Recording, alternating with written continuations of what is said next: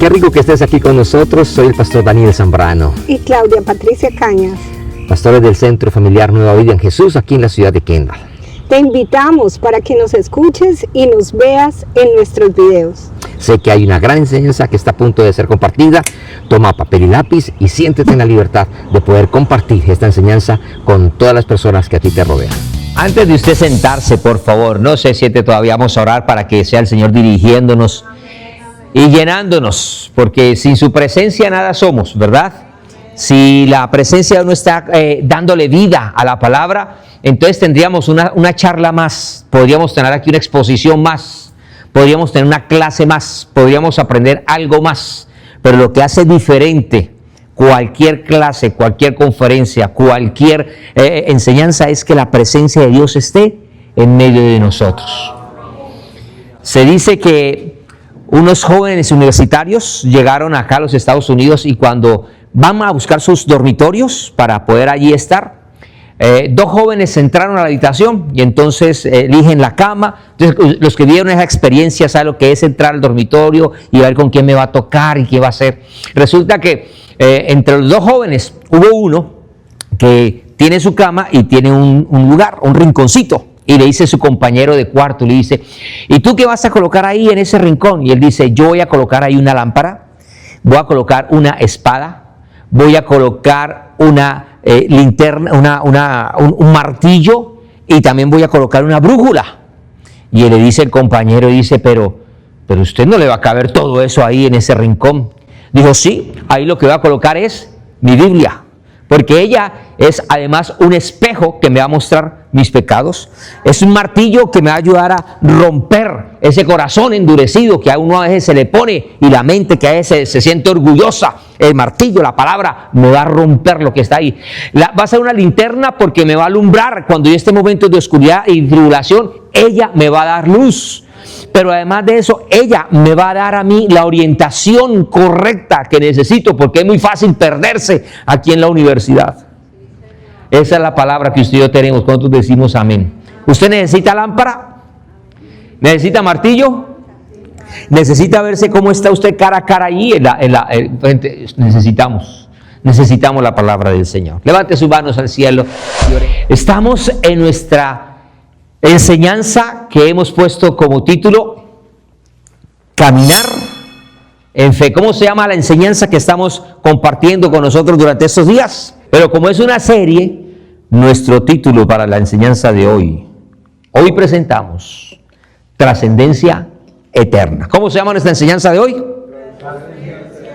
Acompáñeme, por favor, a la carta a los Hebreos, donde estamos allí basando nuestra enseñanza, y ábrala en el capítulo 10 de la carta a los Hebreos, y nos vamos a sintonizar, nos vamos a ubicar en el versículo 34. Qué bueno cuando veo personas que toman apuntes, que honran este tiempo, que en algún momento usted va a poder leer, recordar y decir, ay, ¿cómo fue esa enseñanza? ¿Qué fue lo que se quiso decir? Usted puede ir a sus notas, a sus apuntes y ahí usted puede recordar. Hebreos, capítulo 10, verso 34, dice, porque de los presos también os compadecisteis y el despojo de vuestros bienes sufristeis con gozo, sabiendo que tenéis en vosotros una mejor y perdurable herencia en los cielos. ¿Se anima a leerla conmigo a la voz de tres, todos unánimes, con voz fuerte, juntos poder leer lo que dice Hebreos capítulo 10, verso 34? Está ahí en la pantalla, usted lo tiene en su Biblia,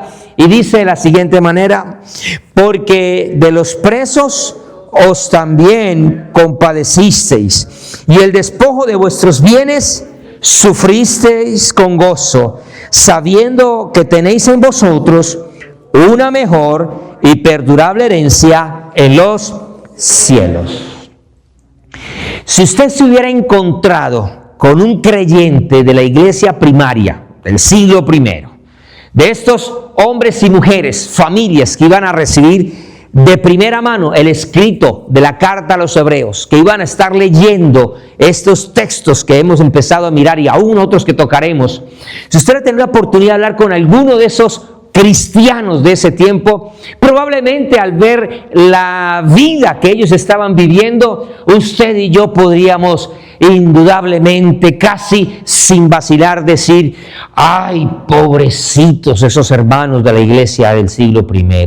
Ay, qué pecado, mire lo que están sufriendo, cómo padecen esa persecución, mire las tribulaciones que están viviendo, mire las dificultades. Definitivamente es vivir mejor en América en el siglo XXI y no en el siglo I, con todos esos padecimientos y con todas esas luchas y con todas esas batallas que ustedes están viviendo aquí en esta iglesia de este tiempo. Y probablemente usted hubiera escuchado a alguno de esos hermanos responderle a usted y decir: ¿pobrecito nosotros? No, al contrario, bienaventurados somos nosotros por lo que estamos viviendo, sufriendo y padeciendo. Bienaventurados somos porque estamos recibiendo la promesa del Señor y sabiendo que nos ha dado su palabra y que Él está en medio de nosotros. ¿Cuántos decimos amén?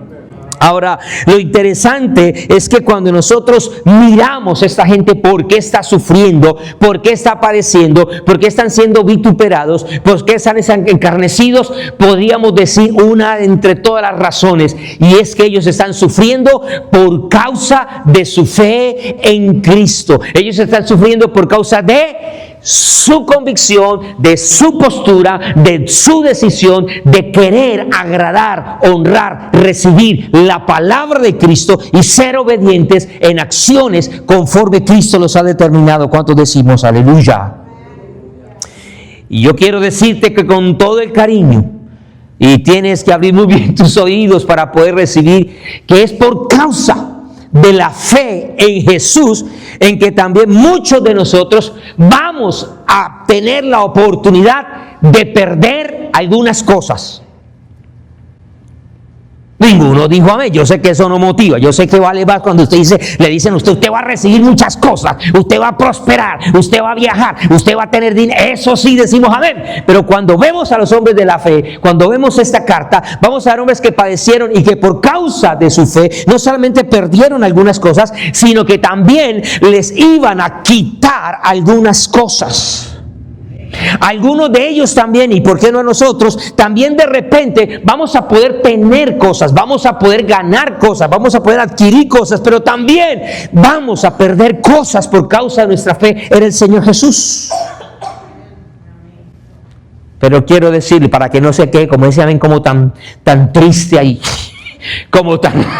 quiero decirle con todo el cariño y con todo mi amor, que hay también una cosa que a ti y a mí nada ni nadie nos va a poder quitar, y es una herencia que es mejor y más perdurable, que está en los cielos. Diga conmigo: nadie me podrá quitar eso. Dígale a la persona que está a su lado, mire los ojos, dígale: nadie me va a poder quitar eso. Dígalo: yo soy heredero. Dígalo con fuerza, dígalo: yo soy heredero del Señor. Diga: yo soy heredero y nada ni nadie me va a poder quitar lo que en Cristo yo he podido recibir. ¿Cuántos decimos amén? Y es entonces allí donde nosotros vemos que la fe va acompañada de pruebas. Diga conmigo: pruebas. Es indudable ver que hombres y mujeres en algún momento recibieron el mensaje de Jesús, como en la carta a los Hebreos, que experimentaron el gozo de haber recibido la salvación de sus vidas, de haber sido recibidos como herederos del reino de los cielos. Sin embargo, a pesar de las pruebas, o por causa mejor de las pruebas, por causa de las luchas, por causa de las batallas, ellos se habían convertido en un hombre o en una mujer que estaban solamente viviendo del recuerdo de lo que ellos habían vivido de manera gloriosa. Mis amigos y mis hermanos, los amigos que nos ven a través de las redes sociales, yo quiero decirle con todo el cariño: si esa gente padeció lo que padeció, teniendo el mensaje tan fresco, habiendo tenido la vivencia tan cercana de Jesús que había recién muerto por ellos y que el mensaje del cristianismo estaba tan fresco en sus vidas, si eso aconteció con ellos, que por medio de las pruebas y batallas empezaron a deslizarse, empezaron a dudar, empezaron a negar su fe, ¿cuánto más nosotros no podríamos también ser perseguidos, ser atribulados e incluso que nuestra fe comience a desplazarse? Que nuestra fe comience a menguar, que nuestra fe comience a ser confrontada, que nuestra fe nos lleve a nosotros a cuestionar lo que es nuestra fe. Déjeme decirle con todo el cariño, ¿qué nos garantiza a usted y a mí que nosotros no vamos a pasar por pruebas y batallas cuando muchos de nuestros hermanos también la sufrieron y la padecieron? Esa pregunta está bien para que usted medite por un momento. Y yo sé que usted ya lleva algunos añitos con el Señor, pero piense por un momento cuántas personas usted ha conocido que arrancaron con usted su vida cristiana. En el momento que usted recibió a Cristo, conoció personas que también se impregnaron de la alegría, del gozo, de poder cantar, de poder alabar, de poder leer la palabra, de enamorarse de Cristo, de poder deleitarse en la iglesia, de incluso empezar a servir, de empezar a honrar al Señor, de poder usted ser testimonio viviente. Pero con el paso de los días y las adversidades llegan y las tribulaciones, ¿cuánta gente no se deslizó de los que usted conoció, e incluso de hombres y mujeres que a usted le predicaron, que a usted le enseñaron, que en algún momento le dieron una palabra de aliento, pero ahora ellos han ido a un lado, dejaron su fe, dejaron el cristianismo, ya no se congregan, ya no asisten, ya no tienen el brillo en sus corazones, ya su lenguaje volvió a cambiar, ellos retrocedieron y se deslizaron? ¿Cuántas personas usted ha podido conocer en todos estos años que han vuelto atrás?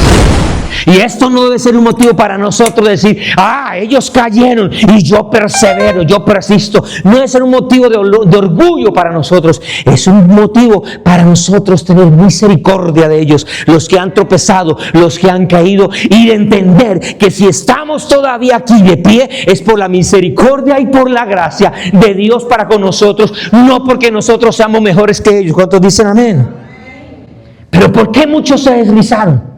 ¿Por qué muchos de ellos retrocedieron? ¿Por qué muchos no están hoy en día alabando al Señor en una congregación, en una iglesia? ¿Por qué hoy muchos están prefiriendo estar yendo a la playa o estar yendo a otro lugar y no buscando al Señor? ¿Por qué muchos de ellos no están viviendo en ese fervor que usted y yo podemos todavía vivir? Y creo que muchas de las razones, entre tantas, es porque ellos lo que recibieron, lo que escucharon, lo que se les enseñó, lo que se les predicó, fue un mensaje de fe que los iba a hacer inmunes a las pruebas, a las luchas, al dolor, al sufrimiento. Y entonces ellos rechazan toda palabra. No pueden creer que vengan problemas, no pueden creer que venga pobreza, no pueden creer que haya debilidad, que siempre hay que hablar en fe, que siempre hay que hablar de manera positiva, que siempre hay que confesar, que siempre hay que decretar, que siempre hay que verlo, que siempre usted tiene que atesorarlo, que usted no fue llamado para probar, ser probado, que usted por el contrario fue llamado para ser un vencedor, para usted ser un conquistador, para usted ser un hombre, una mujer triunfante, que usted fue llamado para ver cosas en la fe y poderlo manifestar y decretar para que eso se cumple, porque hay poder en el acuerdo, porque si nos ponemos 2 o 3 de acuerdo y pedimos cualquier cosa en el nombre de Jesús, así será, y eso no es lo que dice la palabra. Por cuanto ellos recibieron pruebas y luchas y confrontan lo que se les ha enseñado, lo que se les ha predicado con lo que están viviendo, es muy fácil que muchos de nuestros hermanos digan: a mí Cristo me engañó, a mí ese Dios me falló, a mí ese Dios me emocionó, yo creí, pero no se cumplió. Y yo vengo a decirle con todo el cariño, el Dios que usted y yo tenemos, nunca falla. El Dios que usted y yo tenemos nunca nos engaña. El Dios que usted y yo tenemos nunca nos emociona para tenernos alborotados y al final dejarnos como las novias alborotadas en los altares. Dios no es así. Dios no es así. Si usted lleva un tiempito en la fe, sabe que le ha tocado padecer, sabe que le ha tocado llegar en momentos de ser confrontados. Si usted lleva unos tiempitos en la fe, usted sabe, como dice el escritor, que todavía nuestros zapaticos nos aprietan, las medias nos dan calor, pero la palabra que el Señor nos dio persiste por nosotros. ¿Cuántos decimos amén? Vendrán dificultades, han venido y también vendrán. Yo sé que ninguno dijo amén. Quiero decirle algo al liderazgo de la iglesia, con todo el cariño, y aún a mi esposa, que por el hecho de nosotros ser obedientes a Cristo, no significa que todo va a ser conforme a lo que yo creo o yo quiero. Quiero decirle que por causa de ustedes ya ser obedientes a Cristo, porque a veces le decimos, sea obediente a Cristo y va a ver cómo le va a ir de bien. Mentira, al contrario, muchas veces por ser obedientes a Cristo, más problemas vamos a tener. Solamente había unos 3 amenes por ahí muy pálidos. Pero sí, porque es que a veces le decimos a la gente, sea obediente, y no va a tener problemas. Y la gente empieza a ser obediente, la gente empieza a orar, la gente empieza a ayunar, la gente empieza a hacer cambio y todo. Pero a medida que pasan los problemas y dificultades y vienen los momentos difíciles, ahí persisten, y a muchos les flaquea la fe. Acompáñeme, por favor, porque no todo puede ser confrontación. Acompáñeme a la carta del apóstol Pedro, en el capítulo 4. Mire, yo sé que algunos, este tipo de mensajes no motivan, no dan como mucha alegría. Esto no lleva a muchos amenes y ese fervor pentecostal que a veces tenemos. ¡Aleluya!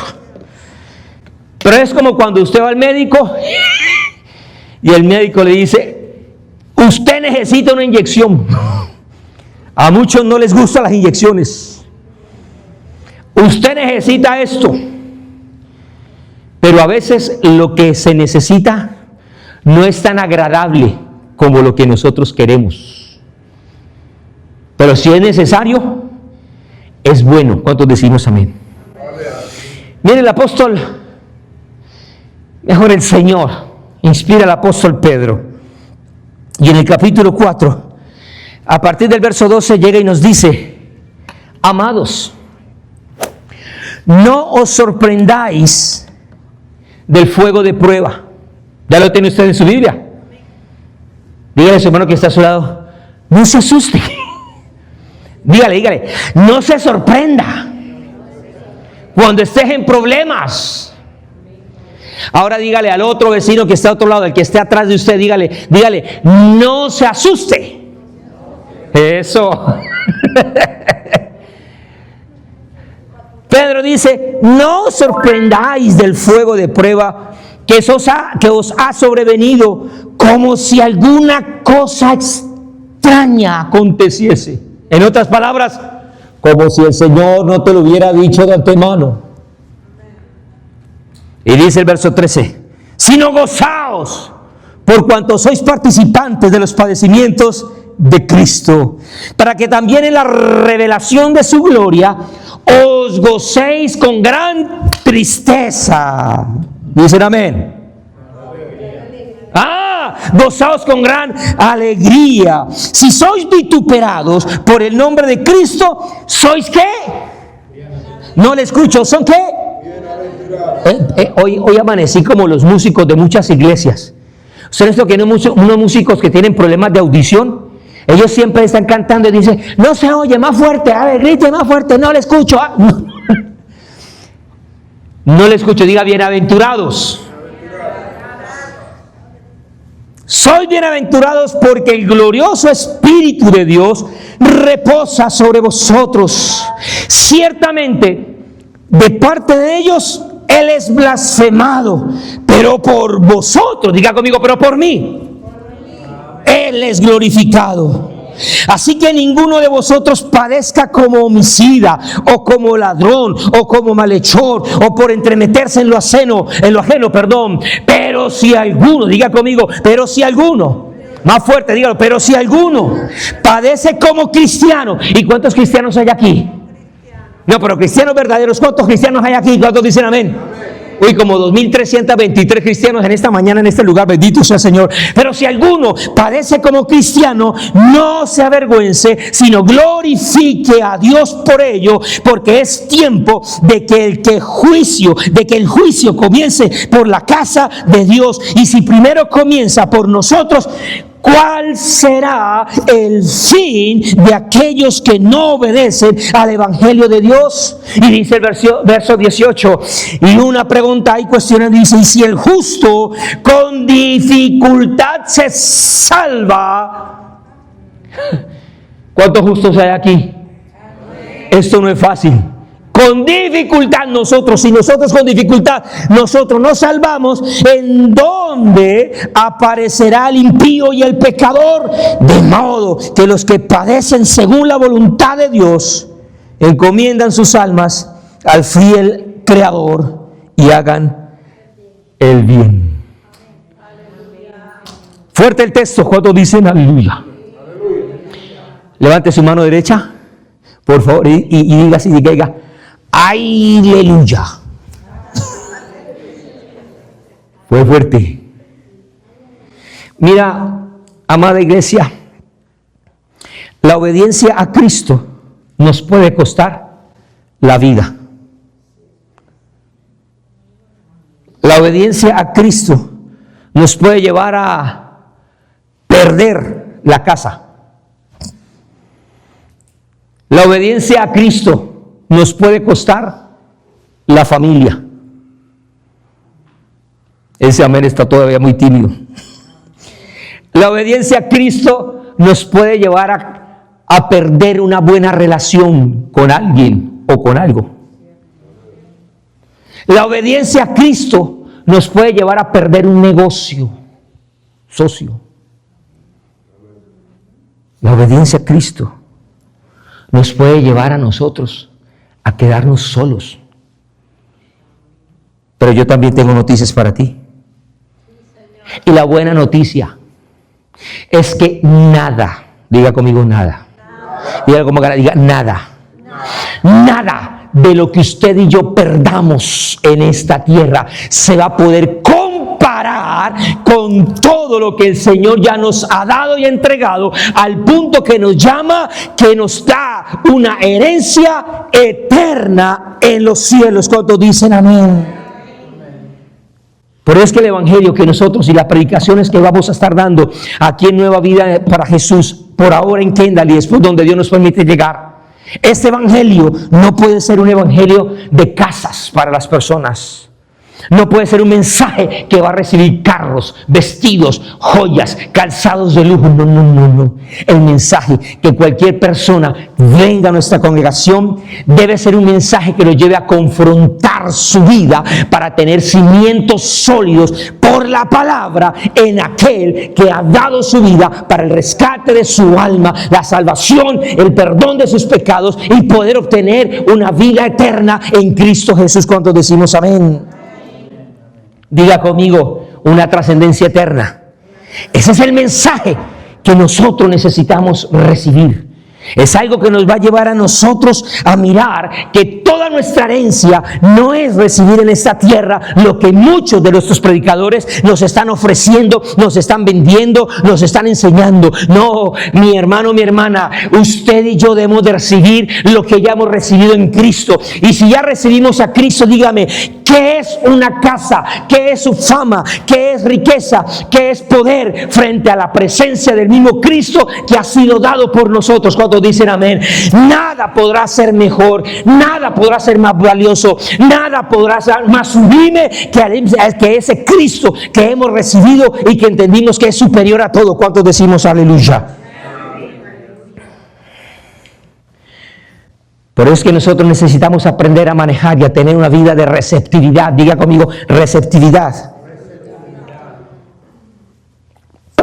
Quiero decirle que si bien es cierto que yo tuve que tener la mejor disposición hace 44 años atrás cuando recibí a Jesús, y tuve la alegría y el gozo de haber conocido a Jesús 44 años atrás, También en el día de hoy necesito tener el mismo brillo en mis ojos, la misma alegría, el mismo gozo de saber que Él es el mismo ayer, es hoy. Y también tengo que tener la certeza que si tuviese 44 años más de vida, Él no me va a fallar, Él no me va a dejar en vergüenza, Él no me va a hacer perder el brillo de mi salvación. Él me ha dado a mí el acompañamiento de poder ser receptivos para todo lo que el Señor ha entregado en nuestras vidas. ¿Cuántos decimos aleluya? Yo sé que usted no va a retroceder. ¿Cuántos dicen amén? Diga conmigo, yo no voy para atrás. Diga, yo no me voy a flaquear. Diga, yo voy para adelante. Yo me extiendo hacia adelante.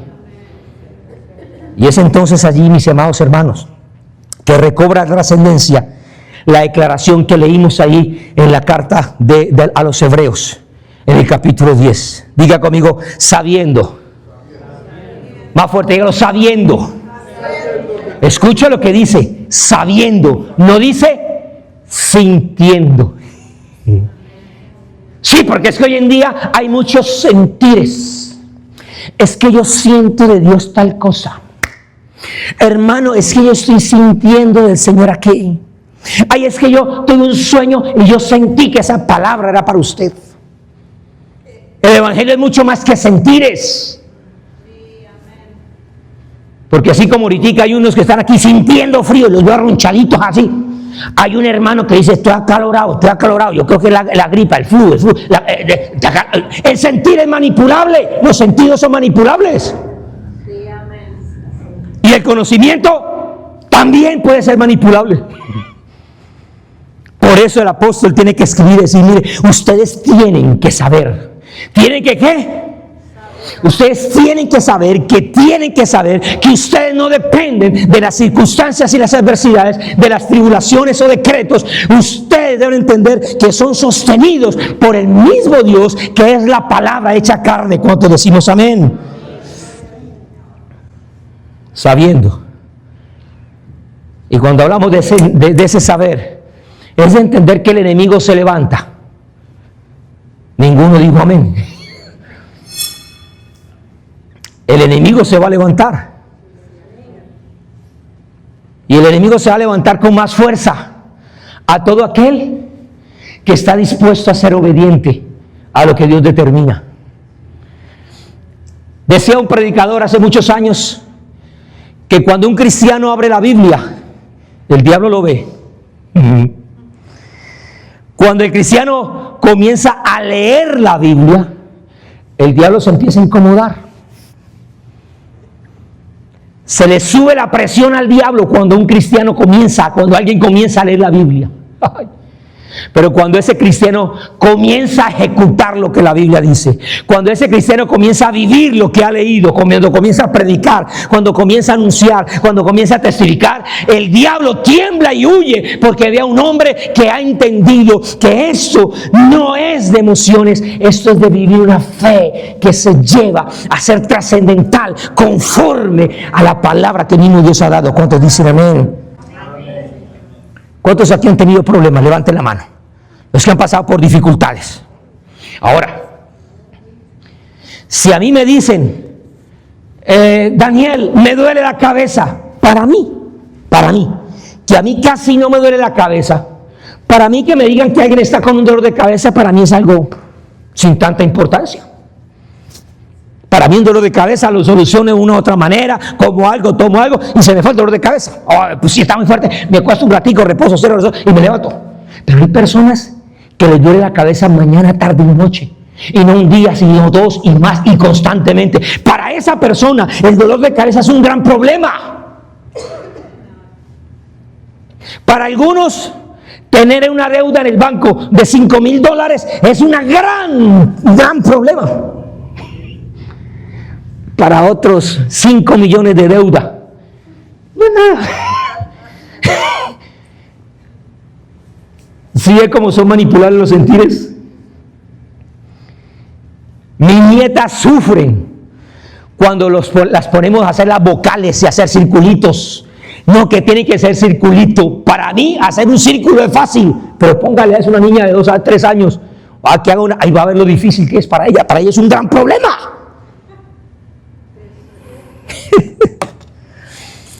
Pero ¿cuántos aquí han pasado por grandes problemas? Estoy hablando de ese tipo de problemas que lo llevan a usted a perder el sueño.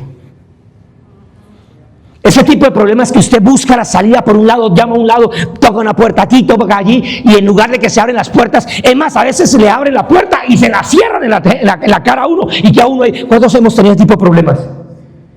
Que uno se acuesta y el sueño se va por la ventana, sale, y uno está pensando, y uno está maquinando, ¿y cómo hago? ¿Y qué voy a hacer? ¿Y dónde voy a pedir? ¿Y cómo voy a solucionar? ¿Cuántos hemos tenido ese tipo de problemas?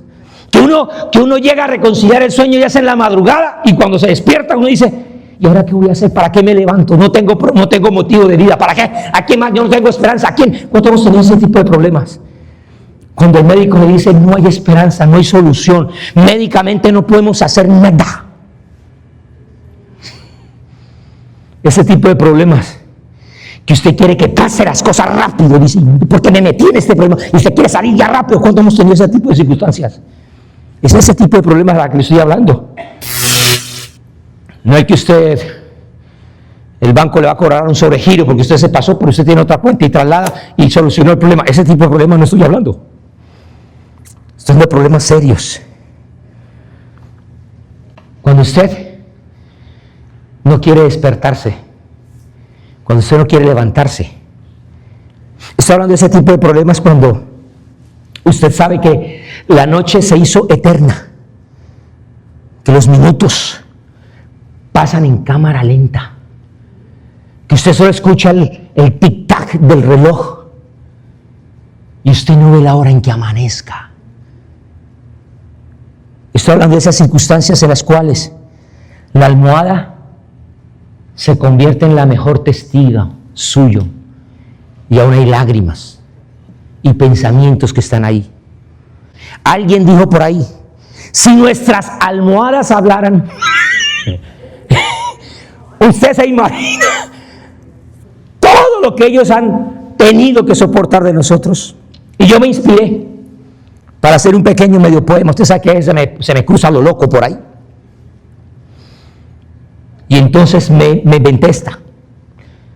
Estoy hablando de circunstancias que cuando solo miras al techo, en medio de tu lecho, porque estás deshecho y estás insatisfecho y hasta con despecho, donde ves al diablo que está a tu acecho y ahora él cree que tiene tu derecho.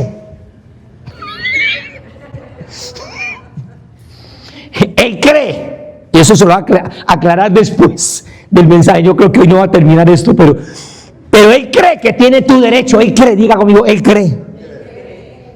Él siente que cree, él piensa que cree. Porque usted ya entiende por la palabra que esto no es de sentires, sino es de saber lo que Cristo ha hecho en usted y por usted. Ahora, tú tienes que saber el porqué de la vida. Tú tienes que, dígale a la persona que está a su lado, tú tienes que saber el porqué de la vida. Dígale. Hay mucha gente que a mí me enseñó desde pequeñito allí. Cuando yo escuchaba buenos predicadores me decían cosas como, nunca le preguntes a Dios el porqué, pregúntele a Dios el para qué. A Mirellita también enseñaron algo así. No le pregunte a Dios el porqué, pregúntale a Dios para qué las cosas. Pero un día me dio por leer la Biblia, así como cuando usted le da por leer la Biblia. Espero que le dé todos los días las ganas de leer la Biblia. Y estoy leyendo la crucifixión y estoy viendo que a Jesús, a mi Señor, lo están torturando y Él está ahí en la cruz.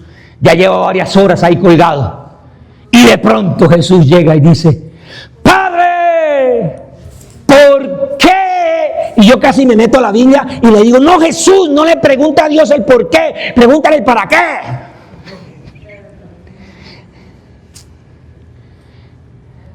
Si hasta Jesús preguntó el por qué. Mire, la etapa de los porqués es tan importante en nuestra vida. Todos cuando éramos niños, cuando empezamos a caminar y empezamos a soltar la lengua, todos pasamos por una etapa que era en la etapa del qué es. Todo niño toca algo y ¿qué es? ¿Qué es? ¿Qué es? ¿Sí se acuerda de eso? Pero después hay otra etapa donde usted llega y le dice: mijo, póngase los zapatos. ¿Y por qué? Mire, apágame el televisor. Why? ¿Por qué? Esa es una etapa natural en cada uno de nosotros cuando somos bebés. Y cuando somos bebés espirituales, también llegamos a un momento donde llegamos y todo es nuevo y decimos: ¿y eso qué es? ¿Y eso qué es? Y alguien está orando y decimos: ¿qué es orar? ¿Y qué los diezmos? ¿Qué son diezmos? ¿Qué ayunar? ¿Qué es ayunar? Es una etapa normal. Pero después empezamos a sentirnos ya muy capaces y empezamos a cuestionar: ¿y por qué tengo que orar? ¿Y por qué tengo que leer la Biblia? ¿Y por qué tengo que diezmar u ofrendar? ¿Y por qué? ¿Y por qué? Es una etapa normal. Dile a la persona que está a su lado: no se siente incómodo preguntándole a Dios los porqués. Mira, van a llegar momentos en la vida donde no vas a tener la respuesta a ese por qué. Pero también va a llegar el momento de la vida donde no vas a tener ese sentir de hacer las cosas. Por eso es que el apóstol escribe y dice: sabiendo, no sintiendo. Si esto fuera por sentires, muchos predicadores no vendrían el domingo a predicar. Es que no siento de dar culto hoy. Es que me siento triste. Es que tengo un problema y entonces no siento. Esto no es de sentires, eso es de saber. De saber que yo tengo una herencia que está en los cielos, que es mejor. Diga conmigo: ¿qué es qué? Mejor que todo lo que yo pueda recibir en esta tierra. Todo lo que yo recibo en esta tierra es pasajero. Todo pasa. Es por eso que el apóstol nos enseña y nos dice que nosotros tenemos que aprender a vivir por fe y no por lo que vemos, no por vista. Y necesito empezar ya a cerrar esto, porque quiero que vayamos a entender lo que el escritor a los hebreos nos quiere transmitir con sus líneas. Y él hace un énfasis y dice: es tremendo que muchos de estos creyentes recibieron la palabra con gozo, se animaron a predicar, estaban evangelizando, estaban impactando el mundo, estaban ganando almas, salieron de sus fronteras, empezaron a conquistar nuevas personas para Cristo, empezó la gloria de Dios a extenderse en medio de toda esta de toda esta tierra, que habían creído. Sin embargo, ahora muchos de ellos estaban siendo presos. Diga conmigo: presos. Y no estoy hablando presos de sus pensamientos o de sus sentires, o presos de sus miedos y presos de sus temores. El escritor no está hablando de los presos que por causa de haber hecho algo malo, pues por haber hecho algo malo tendrían que estar presos. No, él está diciendo: mire, tenemos que entender y comprender que muchos, por haber sido obedientes a la palabra de Dios, es que hoy en día están presos. Que esa gente que en algún momento que recibió el mensaje, que fueron iluminados, que se les iluminó el rostro, que su vida se fue transformada, que sentían ese firme deseo y ese ferviente pasión por predicar la palabra, por anunciar a Cristo, por ser fieles al Señor, de pronto están siendo presos, fruto de una persecución, están padeciendo, están sufriendo. El imperio los está acorralando, la situación política se les está complicando. Estos hermanos en la fe, según lo que leemos y aprendemos, muchos de ellos, por causa de su fe, fueron presos, fueron torturados, fueron maltratados. No solamente ellos, sino sus familias. Habían sido hombres que sacaron fuerzas de donde no tenían, de su debilidad. Fueron hombres y mujeres que se hicieron fuertes en batallas, que pusieron en fuga a ejércitos extranjeros. Y eso suena bonito porque eso suena una gran victoria. Ay, los extranjeros nos iban a invadir y se fueron. No, eso significa que a ellos les tocó agarrar la espada y salir de su comunidad e ir a pelear para proteger su tierra y sacar a los ejércitos que los iban a invadir. Pero dice más adelante que estos hombres, o mejor las mujeres, recibieron a sus muertos mediante la resurrección, mas otros de nuestros hermanos en la fe fueron, dice la Escritura, atormentados, no aceptando el rescate a fin de obtener una mejor resurrección. Otros experimentaron vituperios, otros soportaron azotes, y muchos de ellos también soportaron prisiones y cárceles. Fueron además apedreados. Y yo no sé si usted se ha machucado un dedo tratando de clavar una puntilla y lo que duele golpearse un dedo. Pero una cosa es darse un martillazo en el dedo y otra que lo agarren a una punta de piedra. Sentir el impacto de esas duras rocas en el cráneo, en la espalda, en la cara. Dice la Escritura que muchos de ellos fueron aserrados. Fueron puestos a prueba, fueron muertos a filos de espada, que anduvieron de aquí para allá. ¿Anduvieron de dónde? Y no precisamente estaban yendo de un crucero a otro crucero, de Miami a Bélgica, a Bruselas, a Holanda, a predicar, o como dicen por ahí en cierto lugar que yo conocí, oh, estamos haciendo misiones. Y las misiones sería Hotel 5 estrellas, donde los hospedan en los Hilton, donde les ponen carros para ser llevados a las iglesias para ellos predicar, donde les dan jugosas ofrendas por ir a predicar. No, yo no estoy hablando de esos misioneros. Estoy hablando del que está dispuesto a ir a meterse a donde está la fiebre amarilla. Donde por causa de Cristo les puede costar su tiquete de ida, pero el de regreso no va a haber porque no regresan.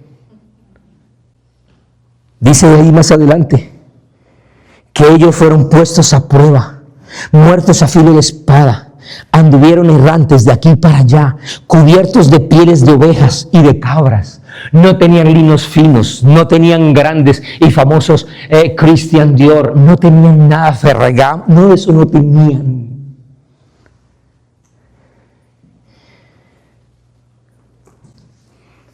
Eran pobres. ¿Cómo eran? Hoy nos enseñan lo contrario. Tú tienes que ser rico. Pacta en el nombre de Jesús. Del tamaño de tu ofrenda será el tamaño de tu cosecha. Yo conocí a uno que llegó y sacó 3 billetes de $100. En un país como Venezuela, donde la caída de la economía estaba grave. Y dice él, yo pongo $100, pacto $100 por la salvación de mi hija, fulana de tal. Y sacó otros 100 por mi hijo, fulano de tal. Y sacó otros 100 y dijo, 100 por mi hijo tal. ¿Quién más va a pactar por la salvación de sus hijos? Porque si usted pacta, entonces Dios se ve comprometido en cumplir. Esos son los evangelios que hoy en día escucha la gente y les gusta. Eso sí que atrae seguidores por la red. Eso sí. Y la gente dice, ¿sabe por qué la gente dice, buenísimo el mensaje? Porque ellos se dejan manipular por sentires y no saben, no por el conocimiento. Dice el escritor, estuvieron angustiados, maltratados, de los cuales el mundo no era digno, errando por los desiertos, por los montes, por las cuevas y por las cavernas de la tierra.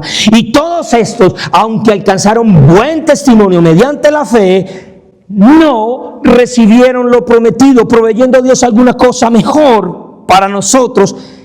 Escuche esto, para que no fuesen ellos perfeccionados aparte de nosotros. Y usted me puede decir, Daniel, ¿usted de dónde sacó eso?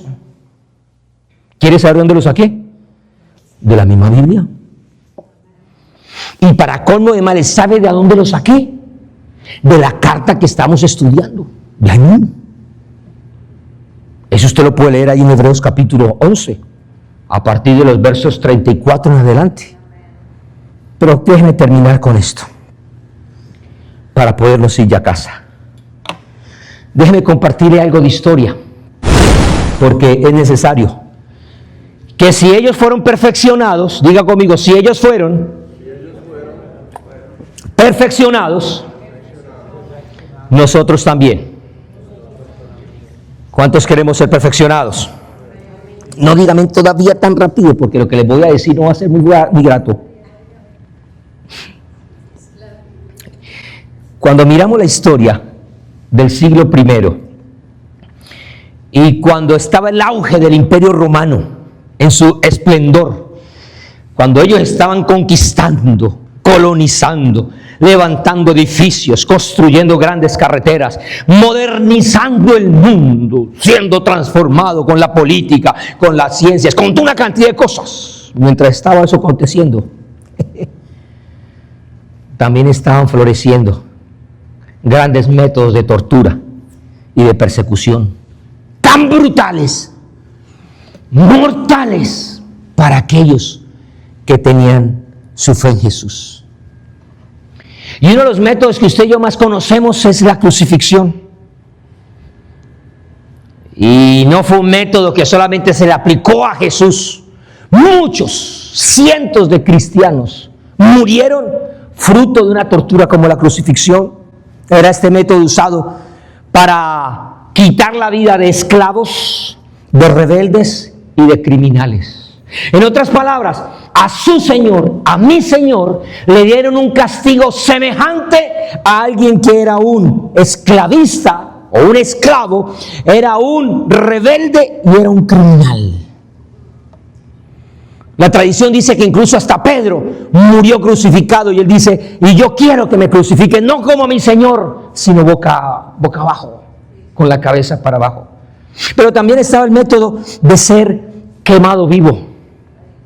Envolvían a las personas en pieles y les echaban cera, o los metían en calderas con aceite ya quemado de ese viejo, y los amarraban y los ponían en los postes, en las esquinas, en las noches, y ahí los prendían. Algunos solamente les prendían la cabeza y era el alumbrado público. Muchos de mis hermanos y de sus hermanos en la fe, muchos murieron de esa manera en ese tiempo.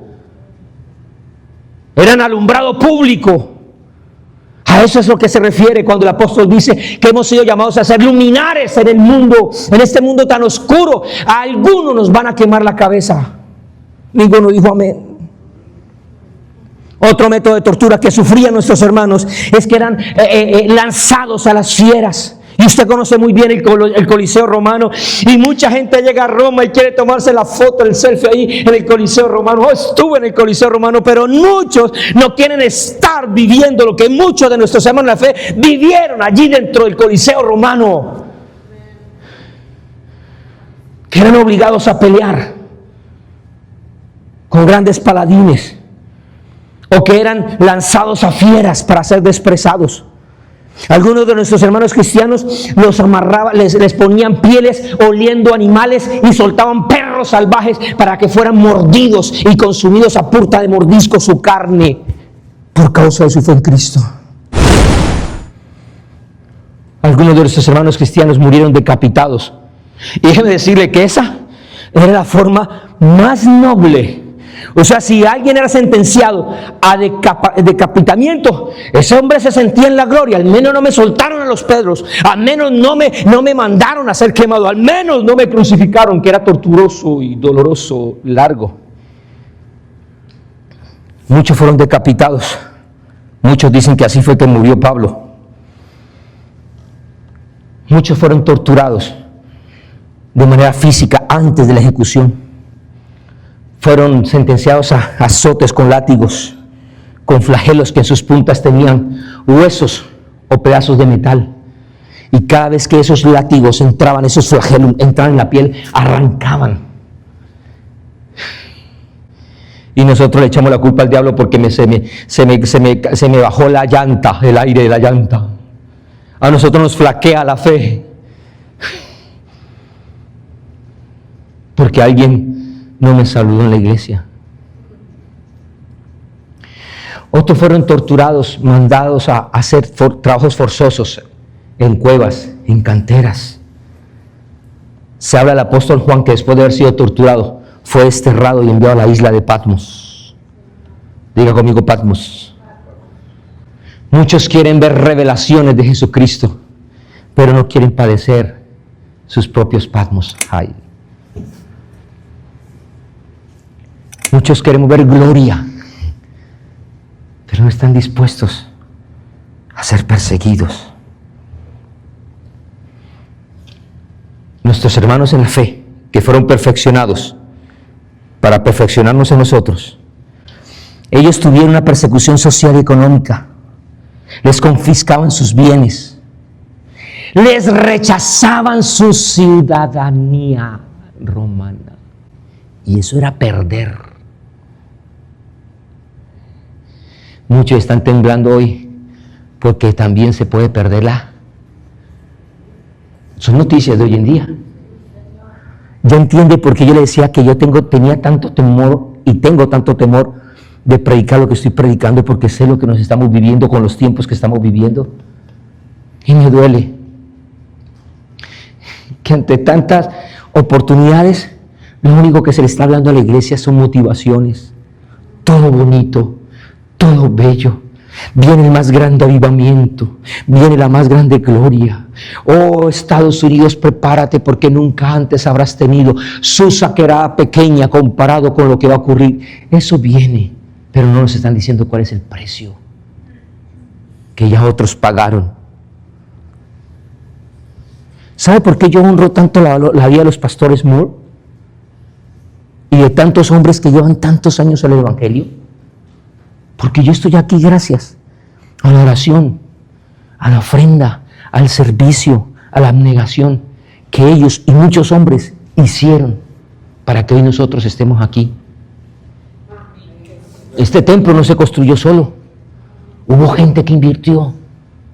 Hubo gente que tenía el dinero para mejor comprarse una casa y no, mejor vamos a construir un templo para alabar y adorar al Señor. Lo hicieron aquí en América. Hubo gente que tenía dinero y dijo, yo quiero ir a conocer por allá a Sudáfrica, pero no, mejor vamos a dar esto para las misiones, para que vayan allá al país tercermundista de Colombia y puedan predicar, hacer colegios, hacer escuelas. Y nosotros conocer el Evangelio. Ellos se negaron a sí mismos para que hoy nosotros seamos una pequeña luz. Nosotros tenemos una gran deuda con hombres y mujeres que han hecho tanto por el Evangelio. Si yo miro lo que pasa con la gente del siglo I, a ellos llegó un momento donde se les impedía comprar sus artículos, sus víveres, por el hecho de ser cristianos. No tenían la marca de la bestia, no podían comprar, no estaban en el sistema. Y si yo lo miro desde el punto de vista del contexto teológico, estos cristianos de ese primer siglo eran vistos como ateos. ¿Era qué? Ateos. ¿Cómo los consideraba el imperio? Ateos.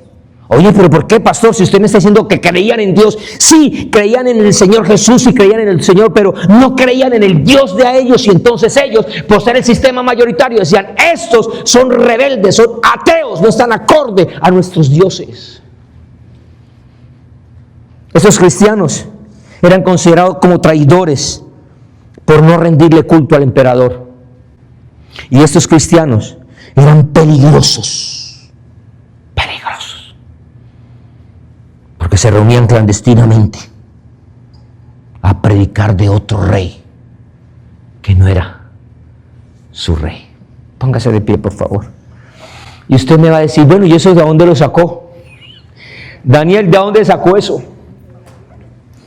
No, esto lo saqué de diferentes fuentes históricas. Por ejemplo, en los anales de Tácito, Él dice, a uno los cubrían con pieles de animales salvajes y los dejaban para ser devorados por perros. A otros los crucificaban y a otros les prendían fuego al caer la noche para que sirvieran como iluminación nocturna. Usted puede leer la vida de los Césares que escribió Suetonio. Usted puede leer a Josefo que escribió su libro Antigüedades de los Judíos. Usted puede ir a consultar a Plinio el joven en su carta a Trajano, donde menciona de estas cosas. Usted puede leer a Eusebio de Cesarea en su libro Historia Eclesiástica.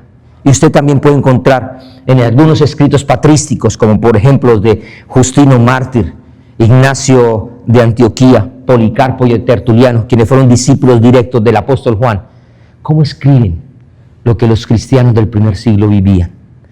Y si ellos fueron probados, ¿quién garantiza que usted y yo no? Diga trascendencia. Por eso es que necesitamos una trascendencia eterna. Padre, muchas gracias por haber llegado hasta el final de esta enseñanza. Sé que este video fue de gran bendición para tu vida y si así lo fue, por favor, compártelo. Transmítelo a aquellas personas que tú crees que pueden ser bendecidos. Todos tus contactos, tus familiares, tus amigos, compañeros de trabajo, de estudio, en fin. Que la palabra de Dios corra, que la palabra de Dios llegue a cada alma. Ese es el gran deseo de cada uno de nosotros.